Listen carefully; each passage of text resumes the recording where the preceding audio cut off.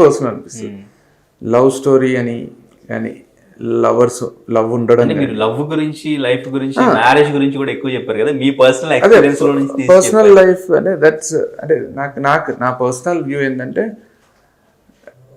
భార్యాభర్తల విషయాలు కానీ లవ్ విషయాలు కానీ అవి ఎంత పర్సనల్ ఉంటే అంత బాగుంటుంది లైఫ్ అనేది నా పర్సనల్ ఫీలింగ్. ఓకే. నేను యూనివర్సల్గా జనరలైజ్ చేసి చెప్తలేను, నా స్పెసిఫిక్ ఫీలింగ్. అయితే అంటే ఎట్లా చెప్పాలి ఇది అంటే బ్రేకప్ ఉంది అని అర్థం అవుతుంది. బ్రేకప్ అంటే ఉండొచ్చు ఉండకపోయి ఉండొచ్చు కదా అంటున్నా నేను. ఇప్పుడు అంటే బ్రేకప్ అనేది కూడా పర్సనల్ కదా. అంటే ఇది ఈ విషయం నేను చెప్పాలి మీకు. బ్రేకప్ అనేది ఒకటి ఉంటుంది కదా, లవ్ ఫెయిల్యూర్ సూసైడ్ చేసుకుంటారు లేదా క్రూరంగా బిహేవ్ చేస్తుంటారు. లవ్ ఫెయిల్యూర్ అనేది ఇప్పుడు మీరు పేపర్ ఓపెన్ చేసి చూసినా లవ్ ఫెయిల్ అయిన చచ్చిపోయిన అనేది చాలా ఎక్కువ. ఫైనాన్షియల్ ప్రెషర్స్ వల్ల చనిపోవడం కంటే, రైతుల ఆత్మహత్యల కంటే, ఇవన్నిటికంటే లవ్ ఫెయిల్ అయ్యి డిప్రెషన్లో పోవడం, చనిపోవడం పక్కన పెట్టండి, డిప్రెస్ కావడం, ఒంటరి ఫీల్ కావడం, భరించలేంత నరకం అనిపించడం చాలా ఎక్కువ. ఎందుకు అంటే అది చాలా పర్సనల్ విషయం. లవ్ ఫెయిల్యూర్ అనేది ఇప్పుడు మీకు లవ్ ఫెయిల్యూర్ అయ్యింది అనుకోండి, మీరు వచ్చి మీ ఫ్రెండ్కి చెప్పాను అనుకోండి, దానికోసం ఏడుస్తారో అదా మందేద్దామని తీసుకుపోతారు. మందు కొట్టినసేపు కూడా బాగుంటాడు, తర్వాత మళ్ళీ ఏడుస్తారు. ఫ్యామిలీకి చెప్పిండ్రు అనుకోండి, అమ్మ ఒక ఆడపిల్ల, అమ్మ నాకు అతను మోసం చేసిండమ్మా, పిచ్చిదాని ఉన్నావా, అసలు మోసపోయింది నువ్వు, తెలివి తక్కువ దాన్ని నువ్వు అని వాళ్ళు చెప్తారు. ఫ్రెండ్స్కి చెప్పు, పేరెంట్స్కి చెప్పు, బంధువులకు చెప్పు, ఎవ్వరికీ అర్థం కాని బాధ లవ్ ఫెయిల్యూర్ బాధ. అది అనుభవించే వ్యక్తికి తప్ప భూమి మీద ఏ వ్యక్తికి అర్థం కాదు, వాళ్ళిద్దరికి తప్ప ఎవరికి అర్థం కాదు, ఎవరికి ఆ పెయిన్ తెలియదు. నేను డబ్బు కష్టాల్లో ఉన్నా అనుకో, మా ఇంట్లోనో నా ఫ్రెండ్స్కో నా రిలేటివ్స్కో నా ఫ్యామిలీకి ఎవరికో చెప్పుకున్నా అనుకో, డబ్బు ఎంత కష్టపెడుతుందో అందరికి అర్థమవుతుంది. వాళ్ళు భుజం మీద చేసి ఏం కాదురా, నా దగ్గర 10,000 ఉన్నాయి తీసుకో, నేను చదువుతా, లేకపోతే ఏం కాదు నాకు కూడా ఇంతకంటే పెద్ద కష్టం వచ్చింటే దీంట్లోంచి గెట్ ఆన్ కావచ్చు అని మోటివేట్ చేస్తారు.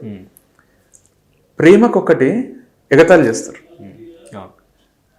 ఒక్కడు కూడా సోల్ఫుల్గా మామ ఇంత కష్టం వచ్చిన దానికి కౌగిలించుకొని దీన్ని ఎట్లా పరిష్కరించాలని ఆలోచించాడు. నాకు ముందే తెలిసిరా మోసపోతావు, నాకు ముందే తెలిసిరా మోసం చేస్తుంది, నాకు అప్పుడే తెలిసిందిరా, ఎంతమంది చెప్పినా వినలేదు, నీ చెప్పుతో నువ్వు కొట్టుకోవాలి, ఇట్లాంటివి ఎక్కువ ఉంటాయి.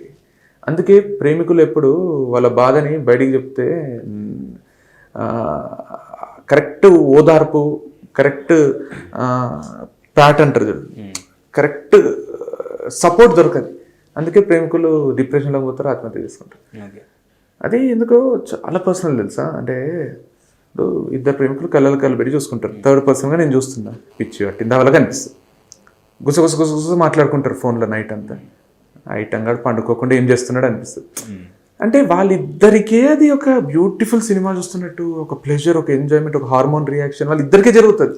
అది థర్డ్ పర్సన్కి ఎంత ఎక్స్ప్లెయిన్ చేసినా అది అర్థం కాదు. కాబట్టి అది ఆ ఎపిసోడ్ అనేది చాలా పర్సనల్ ఉంటుంది అనేది నా ఫీలింగ్, అబ్జర్వేషన్. రైట్. సో అయితే తమ్ముడి లవ్ స్టోరీ ఎలా జరిగింది? సో మీకు ముందు నుంచి తెలుసు? ముందు నుంచి ఏం జరగలే కదా అది. తమ్ముడు లవ్ స్టోరీ స్టార్ట్ అయింది March 13th, వాళ్ళు కలిసింది March 17th, వాళ్ళు పెళ్లి చేసుకున్నది March 30. సో కలిసినప్పటి నుంచి పెళ్లి చేసుకునే వరకు 13 రోజుల స్టోరీ అది, లవ్ టు మ్యారేజ్. సో దాంట్లో ముందు పరిచయం కానీ ముందు కలవడం కానీ ఏం జరగలేదు. 13th మేము ఇక్కడ నుంచి స్టార్ట్ అయినాం, 17th రిషికేష్ చేరుకున్నాం, 17th వాళ్ళు ఇద్దరు కలిసిండ్రు, 30కి వాళ్ళు ఇద్దరు పెళ్లి చేసుకున్నారు అదే మంత్. మరి అన్నకి మ్యారేజ్ అవ్వకుండా తమ్ముడికి మ్యారేజ్? నాకు అసలు అది అట్లాంటిది 1% కూడా లేదు. నాకు చేసుకోబుద్ధి కాలేదు, నేను చేసుకోలేదు. లేదు ఫ్యామిలీ, ఇప్పుడు ఫ్యామిలీ అంటే ఎవరు, అమ్మ నాన్న అక్క అమ్మమ్మ వీళ్ళు, బావ అక్క బావ, మా ఇద్దరు అల్లుళ్ళు ఉన్నారు, ఇది తప్ప వేరే ఫ్యామిలీ ఎట్లేదు. ఇంకా వేరే వాళ్ళు ఏమనుకున్నా నాకు ఫరక పడదు. వీళ్ళందరూ యాక్సెప్ట్ చేసి కంప్లీట్గా యాక్సెప్ట్. ఇప్పుడు నేను బాధపడుతుంటే నేను ఒక మూల కూర్చొని మా తమ్ముడికి పెళ్ళి అయిపోయింది, నాకైతే లేదు, నాకు కాలేదు, సొసైటీ ఏమనుకుంటుంది, అన్నకు పెళ్లి కాలేదు, అన్న చేసుకోకుండా తమ్ముడు చేసుకున్నాడు, ఇక అన్నకు పెళ్ళి ఎట్లయితుంది, నాకు ఎవరు పిల్లని ఇస్తారని నేను ఒక మూల కూర్చొని ఏడుస్తుంటే ఫ్యామిలీ అంతా బాధపడుతుంది. నేనే దగ్గరుండి వాళ్ళ పెళ్లి చేసినప్పుడు ఇంకా ఫ్యామిలీ ఎందుకు బాధపడుతుంది? నాకు అసలు ఇప్పుడు చేసుకోలేక పెళ్లి చేసుకోకపోవడం ఒకటి, ఇంకా చేసుకునే టైం రాలేదనుకొని చేసుకోకపోవడం ఒకటి, చేసుకోబుద్ధి కాక చేసుకోకపోవడం ఒకటి. నేను చేసుకోలేక నాకు ఒకరు పిల్లని ఇయ్యక నేను రోజు పెళ్లి కోసం కింద మీద పడుతూ పెళ్లి చేసుకోకుండా లేను కదా. నాకు చేసుకోబుద్ది అయితే ఇప్పుడు చేసుకుంటా నేను. సో నా లైఫ్ ఎట్లుండాలో దాని ప్లేస్లో కరెక్ట్ ఉంది. నేను నా లైఫ్ని ఎంజాయ్ చేస్తున్నా. సో నాకు పెళ్లి కోసం కింద మీద పడే రోజు ఇంతవరకు రాలే. హ్యాపీగా ఉన్నా. సో అండ్ ఇంకా మీ బ్రదర్ మీరు ఇద్దరు స్టోరీ ఏదైనా స్టోరీ చెప్పాలనుకున్నప్పుడు ఇద్దరి మధ్య ఎప్పుడైనా అంటే మనం బెటర్గా చెప్పాలి, లేదంటే అన్నయ్యకి ఎక్కువ ఫాలోయింగ్ ఉంది, లేకపోతే ఇటువంటి ఈగోస్ అటువంటి ఏమైనా ఉంటాయా? ఎలా ఈగోస్ ఉండవు. ఈగోస్ అయితే అస్సలు ఉండవు. ఇంకా వాడు బాగా చెప్తే నాకు సంతోషం, నేను మంచిగా చెప్తే వానికి సంతోషం, ఫాలోవర్స్ కూడా వానికి పెరుగుతుంటే నాకు అట్లే ఉంటుంది. ఈగో అయితే ఇంతవరకు రాలేదు. సంతోషంగానే ఉంటుంది. కాకపోతే ఎప్పుడన్నా మేము డిస్కస్ చేసుకోము. ఇప్పుడు ఇద్దరిని పిలుస్తారు, ఒక యాన్యువల్ డేకో ఒక ఈవెంట్కో పిలుస్తారు, ఇద్దరం మాట్లాడాల్సి వస్తుంది. డిస్కస్ చేసుకోకుండా పోతాము. ఒక్కోసారి సేమ్ కంటెంట్ తెలియకుండా అన్నదమ్ములం కాబట్టి సేమ్ విషయాలు మాట్లాడుకుంటున్నాం కాబట్టి సేమ్ కంటెంట్ వస్తుంది. ఫస్ట్ నేను మాట్లాడితే అరే నేను ఇదే మాట్లాడదాం అనుకున్నాను, వాడు సడన్గా చేంజ్ చేసుకుంటాడు వాడి స్పీచ్ అంతా. ఫస్ట్ వాడు మాట్లాడినప్పుడు రే మళ్ళీ సేమ్ అయిపోతుంది కదా అని నేను కూర్చొని నేను మాడిఫై చేసుకుంటాను.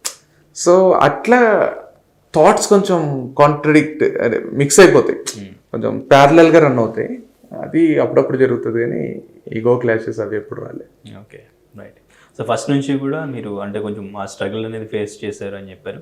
సో అప్పటికి మళ్ళీ మీరు జాబ్ మానేసినప్పటికీ ఇప్పుడు మీరు యూట్యూబ్ ద్వారా ఎంత ఫేమస్ అయ్యి అందరినీ మోటివేట్ చేస్తున్నారు. ఇదంతా తెలిసిన తర్వాత మీ రిలేటివ్స్ అండ్ ఇంకా ఫ్యామిలీ, సో ఫస్ట్ ఎలా ఉండేవాళ్ళు, ఇప్పుడు ఎలా ఫీల్ అవుతున్నారు? క్లోజెస్ట్ రిలేటివ్స్ అందరు సేమే ఉన్నారు. దూరపు చుట్టాలు అప్పుడు తెలియనట్టు ఇప్పుడు మా వాళ్ళే అన్నట్టు బిహేవ్ చేస్తున్నారు. దగ్గర చుట్టాలు ఉంటారు కదా ఇక మనకి అత్తలు మామలు ఇటు సైడ్ అటు సైడ్ ఫస్ట్ రిలేషన్స్ ఉంటారు కదా, వాళ్ళందరూ అప్పుడు ఉన్నట్టు ఇప్పుడు ఉన్నారు. నాకు స్ట్రేంజ్ ఎక్కడ అనిపిస్తుంది అంటే నేను లైఫ్లో 2-3 సార్లు కూడా కలవని వాళ్ళు నా సొంత అల్లుడే మా సొంత అక్క కొడుకే అని వేరే వాళ్ళకి పరిచయం చేస్తుంటే వీళ్ళు నన్ను పట్టించుకున్నది లేదు, కష్టాలు ఉన్నప్పుడు చూసింది లేదు, నేను ఎవరో తెలియదు, నన్ను పెళ్ళిళ్ళకి ఫంక్షన్లకు పిలిచింది లేదు. ఇప్పుడు ఏదో వీళ్ళు నాకు తెలుసు అంటే వాళ్ళకి కొంచెం బ్రో వాళ్ళ చుట్టాలలో ఎవరో మనకు విపరీతమైన ఫ్యాన్స్ ఉండిండొచ్చు. వాళ్ళకి చూపెట్టుకోవడానికి మనం పిలిచి మన మీద చెయ్యేసి హగ్ చేసుకొని గట్టిగా పక్కకు తీసుకొని నాకు క్లోజ్ అని చూపెట్టుకుంటుంటారు. అప్పుడు కొంచెం స్ట్రేంజ్ అనిపిస్తుంది. అదర్వైజ్ దగ్గర వాళ్ళు అందరూ అప్పుడు రారా పోరా అనేటోళ్ళే ఇప్పుడు అట్లనే. వాళ్ళకి అసలు ఫరక్ పడదు తెలుసా. మా వాళ్ళు ఉంటారు, నీలక్క గీతక్క లక్ష్మక్క అని 3 ఉంటారు, భరత్ అని మా మేనమామ ఉంటారు. వీళ్ళందరికీ అసలు నేను అప్పుడు ఎట్లున్నానో ఇప్పుడు వాళ్ళు అట్లే బిహేవ్ చేస్తారు తప్పితే నీ స్టోరీస్ ఎట్లా వింటున్నారా జనాలు అంటారు నా దగ్గరకు. అంటే అంత క్యాజువల్ ఉంటారు వాళ్ళు, అసలు 1% చేంజ్ లేదు. మీరు మామూలుగా ఇప్పుడు బయటకు వచ్చినప్పుడు మనకంటూ ఫ్యాన్స్ ఉన్నారు, ఫాలోవర్స్ ఉన్నారు అని ఒక డిగ్నిటీ, ఒక సెలబ్రిటీ లాగా ఉండాలి అని అట్లా ఉంటుందా, లేదంటే క్యాజువల్గా మనల్ని అసలు 1% కూడా ఉండదు. 1% ఉండదు. నేను స్లీవ్లెస్ వేసుకొని బయటకి కిరాణా షాప్ పోతుంటాం, మా అల్లుడిని వేసుకొని తిరుగుతుంటా, గుర్తుపడుతుంటారు. మా ఇల్లు కూడా చాలా సింపుల్ ఉంటుంది. అసలు క్రికెట్ ఆడుతుంటాం కదా, అసలు 1% కూడా నాకు క్రికెట్ ఆడేటప్పుడు నాకంటే బెటర్ ప్లేయర్స్ ఉంటారు మా టీంలో, ఆపోజిట్ టీంలో. క్రికెట్ ఆడేటప్పుడు క్రికెట్లో ఎవరు బెటరో వాళ్ళు సెలబ్రిటీ అనిపిస్తుంది. నేను ఏదో ఆడుతున్నా కాబట్టి నేను కూడా మంచిగా ఆడతా, బట్ క్రికెట్ అన్నప్పుడు ఆ 22 మందికి ఎవరు వాళ్ళు స్పెషలే. అసలు ఏమనిపించదు. ఇప్పుడు మేము తమన్ వాళ్ళతో, రేవంత్ సింగర్ రేవంత్, ఎస్ఎస్ తమన్ వాళ్ళ టీంతో కూడా మ్యాచ్లు ఆడుతుంటాం రెగ్యులర్. సో వాళ్ళు కూడా అట్లే ఉంటారు, క్యాజువల్గా ఉంటారు, ఒకరి మీద ఒకరు జోకులు వేసుకుంటాం, మంచిగా అనిపిస్తుంటుంది. అంటే అసలు వాళ్ళకు ఎవరికి కూడా ఉండదు అనిపిస్తుంది. అంటే ఒక స్టేజ్ వచ్చినాక దాన్ని ఎంజాయ్ చేస్తుంటాం తప్పితే అరే సెలబ్రిటీగా ఇట్లా బిహేవ్ చేయాలి, స్టబన్గా ఉండాలి, ఇట్లా రిజర్వ్డ్ ఉండాలి అంత సీన్ లేదు నాకు. అంత ఎక్కడ అనిపించేది అంత వచ్చిందని కూడా నేను ఏమనుకో, ఇంకా నేను స్టార్టే చేయలేదు అనిపిస్తుంది నా కెరీర్ని. ఇంకా చాలా ఉంది. మనకంటే క్లోజ్ ఫ్రెండ్స్, చైల్డ్హుడ్ ఫ్రెండ్స్, వీళ్ళు మన గురించి, మన పర్సనల్ గురించి, మన పర్సనల్ బిహేవియర్ గురించి తెలిసిన వాళ్ళు ఉంటారు. సో వాళ్ళు ఏమైనా మీకు బాగా క్లోజ్ ఫ్రెండ్స్ ఉన్నారా? చాలా ఉంటారు. సో వాళ్ళు కామెంట్ చేస్తుంటారా, సలహాలు కూడా చాలా సలహాలు కూడా ఇస్తుంటారు. అరే నువ్వు ఇట్లుంటారా, అట్లుంటు, నువ్వు బయటకు వచ్చినప్పుడు ఇట్లా చేయాలరా, నువ్వు ఇది అది అంటుంటారు. స్టోరీస్ని కామెంట్ చేస్తుంటారు. అరే ఆపరా అంటుంటారు, వాట్సాప్లో షేర్ చేయకరా అంటారు. నాకు మెమరీ లేదురా, లింక్ పంపి కానీ మొత్తం వీడియో పంపించకరా అంటారు. కాపీ కొట్టినామని కూడా అంటారు. వాళ్ళతో కూర్చొని ఇట్లా మాట్లాడుకుంటుంటాం ఏదైనా సందర్భ ఫంక్షన్స్ అట్లా. వాళ్ళు ఏదైనా వాళ్ళ లైఫ్లో జరిగింది చెప్తారు, నేను పేర్లు మార్చి చెప్పేస్తా. వాళ్ళు నాకు ఫోన్ చేసి అరే నీ కంటెంట్ కోసం చెప్పలేదు నా ఫ్రెండ్ అని బాధ పంచుకోవాలని చెప్పిన ప్రతి స్టోరీస్ చేయకు అని రిక్వెస్ట్ చేస్తుంటారు. నీది కాదురా, అది అందరిది అదే ప్రాబ్లం ఉంది, నువ్వు అట్లా గుమ్మడికాయ దొంగ ఎవరంటే భుజాలు తరుగుకోకని చెప్తుంటారు. Okay, right. అండ్ ఫైనల్గా ఇప్పుడున్న జనరేషన్కి, ఇప్పుడున్న సిచ్యువేషన్స్కి లవ్ మ్యారేజ్, అరేంజ్ మ్యారేజ్ ఏది బెటర్ అంటారు? సో ఎలా ఉండాలంటారు? ఈ మధ్యన లివ్ ఇన్ రిలేషన్షిప్ ఇదొకటి కూడా యాడ్ అయింది. సో వీళ్ళకి ఏం చెప్తారు?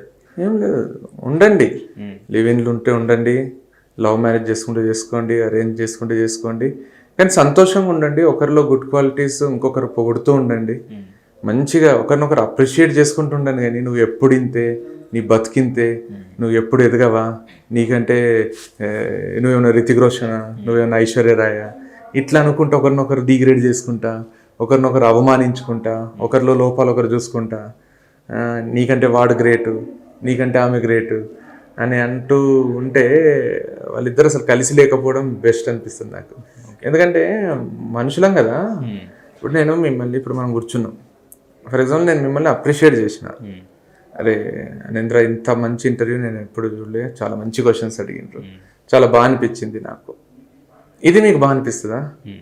లేకపోతే ఇదొక ఇంటర్వ్యూ, దీనికి నేను అంత దూరం నుంచి వచ్చిన, దీనికోసం మీరు నాకు 4 రోజుల నుంచి కాల్ చేస్తున్నారు, ఏమన్నా చెయ్యాలి కదా కొత్తగా, ఏం చేసిండ్రు అసలు, మీరు ఏం అడిగినారు, ఇంకొంచెం చాలా ఇంప్రూవ్ కావాలి, ఇది కాదు పద్ధతి అని నేను వెళ్ళిపోతే మంచి అనిపిస్తుంది. యాజ్ ఎ హ్యూమన్ బీయింగ్ ఏది బాగా అనిపిస్తుంది? పాజిటివే కదా. మనుషులు మన క్లోజెస్ట్ ఎవరంటే మన లైఫ్ పార్ట్నర్. వాళ్ళే మనలో మంచి చూడకపోతే, వాళ్ళే మనల్ని అప్రిషియేట్ చేసి ఎంకరేజ్ చేయకపోతే ఎవరు చేస్తారు? బయట సొసైటీ చేస్తుందా? వాళ్ళకి ఏం పట్టింది? సో అర్థం చేసుకోవాలి, మన పక్కన ఉన్న వాళ్ళు లైఫ్ పార్ట్నర్ మనల్ని ఎప్పుడూ ప్లెజెంట్గా బెటర్గా ఫీల్ అయ్యేటట్టు చేయాలి తప్పితే, నువ్వు ఇంత ఒక ఏసీ కూడా కొనలేవు ఇంటికి, నీ బతుకి పెళ్లి కావాల్సి వచ్చిందారా అంటే ఎందుకు చేసుకున్నావు?